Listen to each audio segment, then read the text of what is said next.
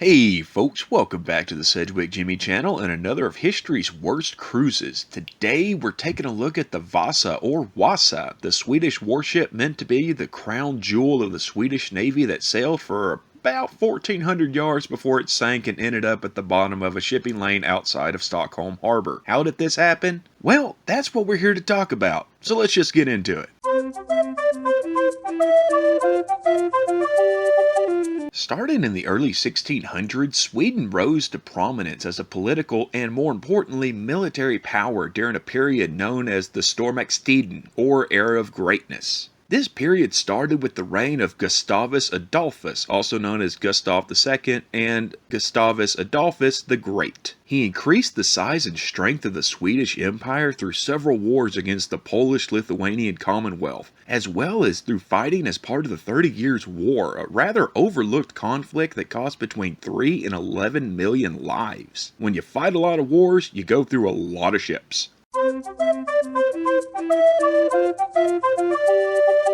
So yeah, the 1620s were hard on Swedish ships. They lost 10 ships that were wrecked during a storm in 1625, and in 1627, during the Battle of Olawa, 2 of their largest ships were lost. The Tigern, which was their flagship that was captured by the Polish, and the Solon, which was blown up by its own crew to keep it from being taken by the Polish. Needless to say, they were having some naval difficulty, so Gustavus was rather impatient to build new ships. One of these ships was Vasa, designed and supervised by Henrik Heibertsson, with all the specifications set and approved by the king himself. Construction began in early 1626, though by that summer supervision had fallen on Henrik Jacobsen after Heibertsson had fallen ill. The issue with Vasa was that it had 2 firing decks, something that wasn't well understood and engineers were still working out, and they learned a lot from Vasa, particularly when it came to the center of gravity. It was a beautiful ship nonetheless, covered in ornate carvings meant to project the power and majesty of the king. Also to show the power of the king, she was fitted to hold 72 cannons, and her real claim to fame, other than her demise, is that for the time she had one of the most powerful single-side attacks in the world. She was built to fight and look good doing it, not so much to sail.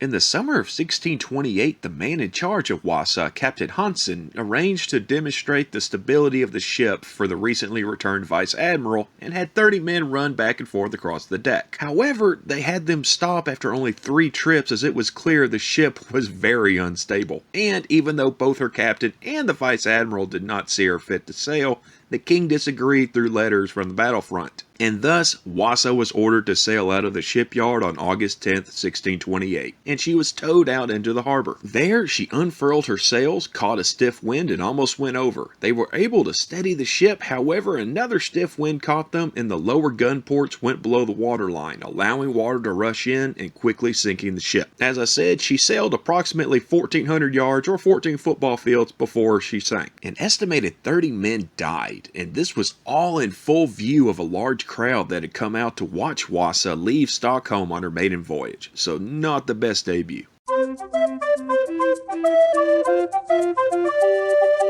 Well, immediately somebody had to be blamed. When word reached the king, he was furious and demanded the guilty party be punished. First, they questioned the captain. However, he had done everything correctly, so they moved to the crew, who had also done everything correctly, and most importantly, had been sober. Whether or not they were sober was apparently a really big deal. Guess Exxon didn't learn that one. The crew insisted it was the fault of the builders, and the builders blamed the crew. When Jacobsen was put under scrutiny, he reminded them that he had simply built the ship to the specifications given to him by Heibertsson, who had sadly passed away earlier in 1627, never getting to see his boat completed. In the end, no one was punished, seeing as all the designs and specs were ordered by the king, and it's rather difficult to tell the man in charge that he was to blame. The king wanted too many guns, causing 2 gun decks to be necessary, raising the ship's center of gravity way too high.